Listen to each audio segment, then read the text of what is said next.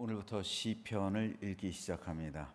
시편은 크게 5권으로 구성되어 있습니다. 그리고 모두 10개 장르가 시편에 들어 있습니다. 우선 감사 예배시가 29편 있고요. 찬양시는 21편, 비탄시가 36편, 민족 애가가 6편. 그러니까 시편에서 가장 많은 시가 비탄시예요. 그리고 민족 애가, 나라가 망했을 때, 이런 면으로 보면 우리 인생에 있어서 가장 큰 영향을 주는 게 슬픔 아닐까 싶어요. 그러니까 시편에도 비탄시가 제일 많이 들어있어요. 반면에 감사 예배시는 29편이 있고요. 찬양시가 21편이 있습니다. 신정시는 13편. 신정시는 하나님은 정의로우시다. 그럼에도 불구하고 하나님은 정의로우시다. 이런 비탄과 이런 절망적인 상황 속에서도 그럼에도 불구하고 하나님은 정의로우시다. 이 신정시 13편, 시온시는 8편, 참회시는 7편, 저주시가 3편이 있어요. 메시아 예언시가 7편, 그리고 지혜시가 20편 들어 있습니다. 모든 시편은 이 10가지 장르 가운데 하나에 해당합니다. 시편의 저자들은 밝혀지지 않은 사람을 제외하고 모두 7명이 있어요. 이 가운데 가장 많은 시를 쓴 사람이 다윗입니다. 모두 73편의 시를 썼어요. 거의 절반 가까이 됩니다. 다윗이 73편, 아삽은 12편, 고라 자손이 11편, 솔로몬이 2편, 모세는 1편, 에스라인 헤만이 1편, 에스라인 에단이 1편. 이렇게 7명의 저자들이 있어요. 그리고 나머지는 밝혀지지 않았습니다. 미상이에요. 오늘은 시편 1편과 2편을 읽었는데요. 그 가운데 1편에 대해서 살펴보려고 합니다. 우선 시편 1편은 여호와를 진실하게 믿는 의인이 받는 복에 관한 지혜시입니다. 세상에 많은 복이 있습니다. 유교에서는 오복이라고 해서 5가지의 복을 아주 중요하게 생각했습니다. 먼저 수, 오래 사는 것을 말합니다.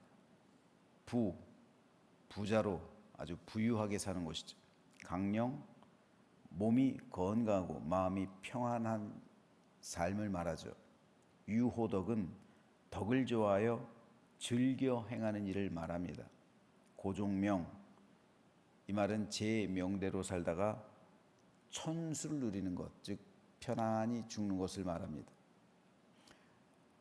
유교에서 말하는 이 5가지의 복은 오래도록 건강하고 마음 평안하게 부자로 살면서 남에게 덕을 베풀고 제 명대로 살다가 편안하게 죽는 것, 이것이 바로 오복입니다. 세상 사람이 생각하는 대부분의 복은 바로 여기에 다 포함되어 있습니다. 유교의 영향을 강하게 받은 조선시대 이후로 600년 넘도록, 그죠? 유교의 영향을 우리가 강하게 받아왔잖아요. 따라서 우리 민족이, 우리나라 사람들이 생각하는 복에 대한 개념은 이 오복 위에 기초하고 있어요. 하지만 기독교에서 말하는 복은 유교에서 말하는 복과는 본질적으로 다릅니다. 예수님께서 8복을 말씀하셨죠. 8가지 복을 예수님께서 직접 가르치셨어요. 그런데 유교에서 말하는 복과 예수님의 8복은 완전히 달라요. 유교에선 부자가 복이 있다 말하죠. 하지만 예수님은 가난한 자가 복이 있다고 말해요. 유교에선 몸이 건강하고 마음이 평안한 자가 복이 있다 말하지만 예수님은 애통하고 남을 불쌍히 여기며 마음이 청결한 자가 복이 있다 말씀하십니다. 유교에선 오래 살고 제 명대로 사는 자가 복이 있다 말하지만 예수님은 박해를 받는 자, 때로 의를 위해 순교하는 자가 복이 있다 말씀하십니다. 유교적인 복의 개념에 의하면 33살에 돌아가신 예수님은 복이 없는 사람입니다. 그렇죠? 십자가에서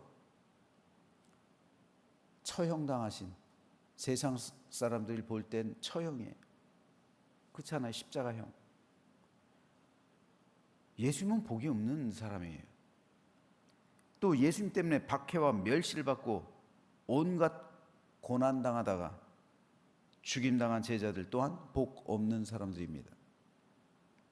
하지만 우리는 예수님이야말로 세상의 구세주, 그리고 제자들 구세주이신 예수님을 전하는, 복음 전하는, 그래서 가장 영광스러운 순교의 죽음을 맞이한 사람들이라고 말합니다. 유교가 추구하는 복은 지극히 현실적인 차원에서의 복이에요. 유교에는 내세가 존재하지 않습니다. 따라서 유교는 종교가 될 수 없고 철학이 되는 거예요. 유교에 있어서 인생, 즉 현재의 삶이 인생의 전부입니다. 따라서 이 하나밖에 없는 삶을 어떻게 행복하게 오래도록 건강을 누리면서 평안하게 사느냐가 유교의 최대 목표입니다. 그러므로 현생에서의 삶을 아무 문제 없이 행복하게 사는 것이 유교에서 말하는 복 있는 사람입니다. 그러나 기독교는 유교와는 다르죠. 내세를 믿습니다. 죽음 이후에도 우리 영혼은 살아서 내세 삶이 영속될 것을 믿습니다. 그래서 기독교는 철학이 아니라 종교예요. 철학과 종교는 다릅니다. 종교는 믿음을 추구하지만 철학은 현실을 반영합니다. 종교는 현실을 초월하는 거예요. 초월적인 믿음이에요. 그래서 믿음은 현실을 초월하는 거예요. 유교는 현실을 말해요. 현실을 반영합니다. 하지만 종교는, 기독교는 현실을 초월하는 거예요. 따라서 기독교는 믿음을 말하지만 유교는 철학을 현실을 말하는 거예요.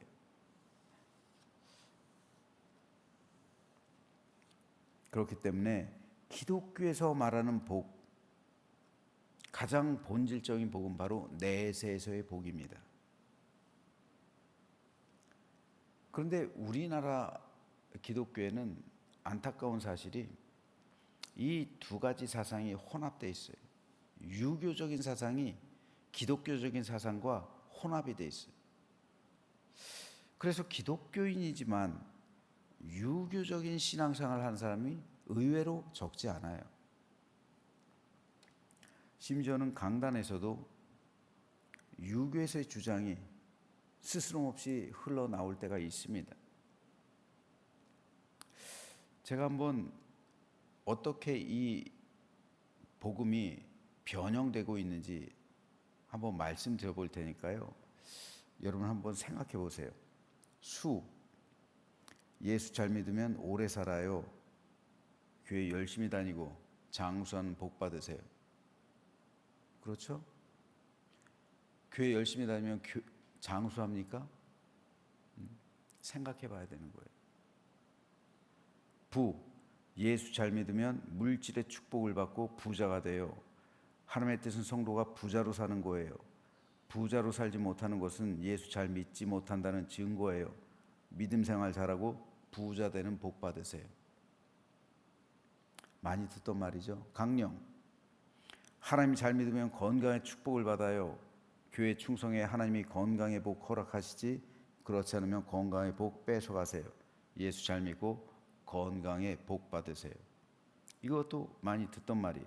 유호덕, 물질이 있어야 남에게 베풀죠. 성도가 가난하게 살면 하나님의 이름을 욕먹이는 거예요. 내가 잘 살아야 남에게도 베푸는 거예요. 예수 잘 믿고 잘 살게 돼서 남에게도 베푸는 복 받으세요. 많이 듣던 말이죠. 고종명, 예수 잘 믿어야 제 명대로 살면서 편안히 죽어요. 하나님 제대로 믿지 않으면 하나님이 빨리 데려가요. 예수 잘 믿고 아무 사고 없이 편안히 죽는 복 받으세요. 그렇죠? 누군가 빨리 죽으면 우린 생각하죠. 하나님이 치셨구나. 누가 병들면, 누군가 다치면 우린 생각하죠. 뭔가 잘못한 게 있구나. 나도 모르는 사이에 정죄하는 거예요. 나도 모르는 사이에 이런 사고방식이 있는 거예요. 그래서 욥처럼 욥이 당하는 고난을 보면서도 네가 뭔가 잘못했으니까 하나님께서 이렇게 치시지, 너 징계받는 거야, 회개해, 이렇게 나오는 거예요. 그렇죠? 누군가가 다치면, 누군가가 교통사고 당하면, 누군가 무슨 병에 걸리면 네가 무슨 잘못을 했으니까 그러니 빨리 깨닫고 회개해, 이렇게 되는 거예요. 그러면 예수님은요, 제자들은요, 바울은요, 뭘 잘못해가지고 고난받고 뭘 잘못해가지고 그런 인생의 풍파가 그렇게 많았을까요? 아니잖아요. 박해와 고난, 애매하게 당하는 이 억울함, 그런 것으로 인한 핍박, 예수님께서는 그런 사람들이 오히려 복이 있다고 말씀하시는 거예요. 근데 이 유교적인 사고방식이 우리 믿음과 혼합이 되면은 제대로 된 하나님의 말씀대로 우리가 살 수가 없는 겁니다. 놀랍게도요, 예수님 잘 믿는 것하고 오복하고는 본질적으로 전혀 상관이 없어요. 예수님은 복 있는 사람이 얻을 본질적인 복이 천국이라고 말씀하시는 거예요. 주님이 말씀하시는 복은 세상에 속한 게 아니에요. 주님은 결코 세상에서 부자로 살라, 세상에서 행복하게 살라, 세상에서 편안하게 살아라, 세상에서 많은 것을 누리며 살아라 가르쳐 보신 적이 없어요. 주님은 너희가 세상에서는 박해를 받을 것이다. 그러나 담대하라. 내가 세상을 이기었다. 그렇죠? 너희가 세상에선 환난을 당할 것이다. 그러나 담대하라. 내가 세상을 이겼다. 이게 제자들한테만 주시는 말씀일까요? 우리에게도 주시는 말씀이에요. 너희가 세상에선 환난을 당할 것이다. 왜요? 복음대로 사니까요. 주님의 복음을 전하니까요. 주님의 복음을 전하면 마귀가 가만히 안 있죠. 주님의 복음대로 살면 마귀가 가만히 안 두죠. 그러니까 환난을 당할 수밖에 없고 어려움이 많이 생길 수밖에 없어요. 악한 영이 계속 공격할 수밖에 없는 거예요. 그러니까 환난을 당할 수밖에 없고 고난과 핍박을 당할 수밖에 없고 어려움 그리고 억울함, 이런 삶을 성도들이 살아갈 수밖에 없고 결국에는 어떻게 돼요? 사도들처럼 순교하는 그런 삶을 살아가는 거예요. 그러니까 너희 삶에 아무런 핍박이 없다면 성경 말씀하시잖아요. 생각해 봐야 돼요. 너희는 버림받은 자들이다. 그렇죠? 사탄은 자기 편을 가만히 둡니다. 하지만 하나님의 편에 선 사람들은 가만히 두지 않아요. 그렇기 때문에 우리 삶에 아무 문제가 없다. 내가 예수님을 열심히 믿는데, 내가 복음대로 살아가는데 내 삶이 평안하다? 글쎄요, 생각해 봐야 할 문제입니다. 이 세상에서 우리가 아무리 오복을 누리며 살아도 내가 숨을 거두는 순간 새롭게 열리는 영혼의 세계에서 하나님 나라에 들어가지 못한다면, 그 심판대에서 내 이름이 생명체에 기록되어 있지 않다면 그 사람은 현실에서는 복을 누렸을지는 몰라도 그 인생은 완전히 실패한 인생입니다. 진정한 복, 진짜 복은 내 영혼이 천국에 들어가는 거예요. 사탄이 감추고 있는 사실입니다. 내 영혼이 천국에 들어가는 거예요. 사탄은 절대로 천국과 지옥에 대해서 말하지 않아요. 죽음 이후의 세계에 대해서 말하지 않습니다. 사탄은 현실만을 말해요. 이 세상만을 말합니다. 그래서 세상에서 얼만큼 잘 사느냐, 여기에 너의 인생의 가치가 들어있다. 세상에서 얼마만큼 남들 위에 군림하느냐, 얼마만큼 많은 것을 누리느냐, 얼마만큼 네 명예가 높아지느냐, 얼마만큼 네가 권세를 차지하느냐, 얼마만큼 네가 권력을 가지고 많은 것을 누리며 살아가느냐, 요것만 보여주는 거예요. 속고 있는 겁니다. 진짜 복은 죽음 이후 시작됩니다. 그리고 내 영혼이 천국에 들어가는 것, 이게 진정한 복이에요. 여러분, 이 복을 세상 복과 비교할 수 있을까요? 아니요. 이 복을 어떻게 세상 복과 비교해요? 예수님께서 말씀하셨잖아요. 아무리 부자로 살아 죽어도 지옥 가버리면, 지옥 간 부자가 구한 게 놀랍게도 뭡니까? 나사로의 손끝에서 물 한 방울 찍어서 내 혀에 찍어 주소서. 이게 지옥에서 최대 염원이에요. 여러분, 물 오늘도 한 바가지씩 들이킬 겁니다. 그죠? 그 복을 누리잖아요. 물 한 방울, 이게 지옥에서의 최대 염원이라니까요.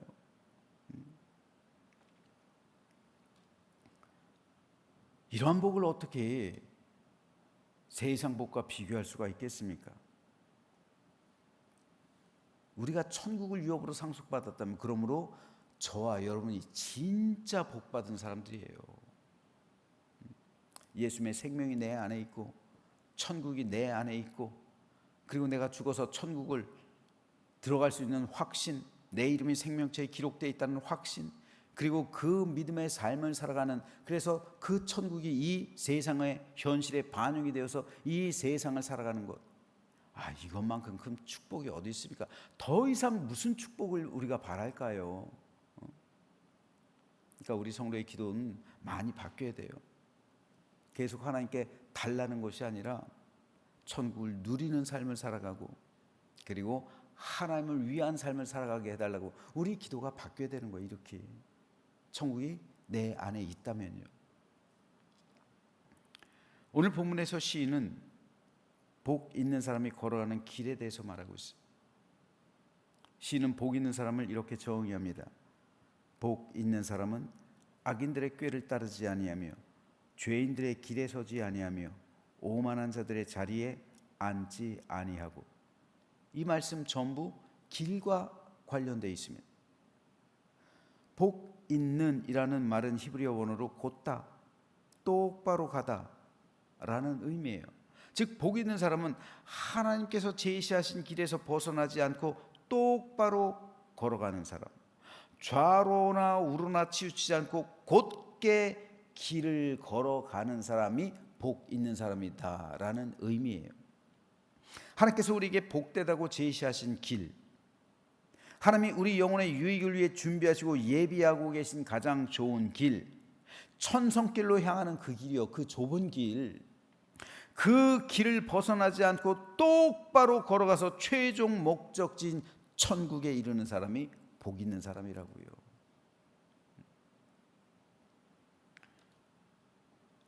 반면에 복이 없는 사람들이란, 복을 잃어버린 사람들이란 하나님의 도성에 이르는 그 길에서 벗어나는 사람, 이게 복이 없는 사람이에요. 복을 잃어버린 사람들이에요.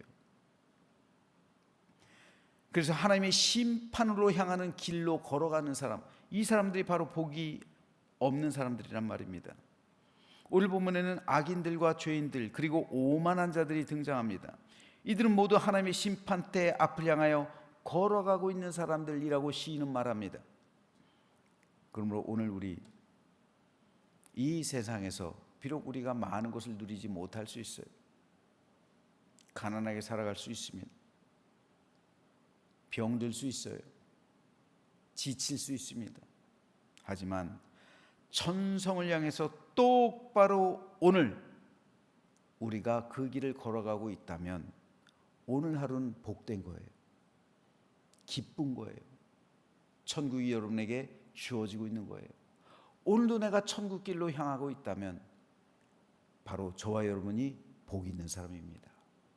오늘 이 복을 마음껏 누리는 하루가 되시기를 소망합니다.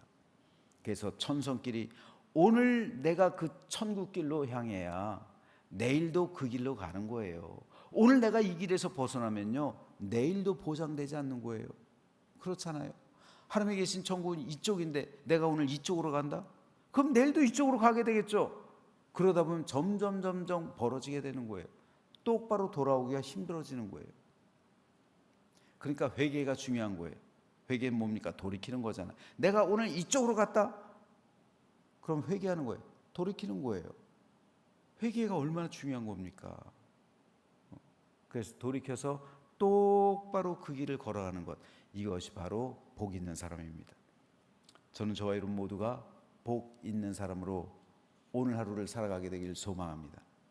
그래서 영원한 천국에 이르는 그 길 위에서 오늘 하루도 천국의 기쁨과 감사와 은혜와 축복 넘치는 복된 삶을 살아내는 우리 모두가 되시기를 주님의 이름으로 축원합니다.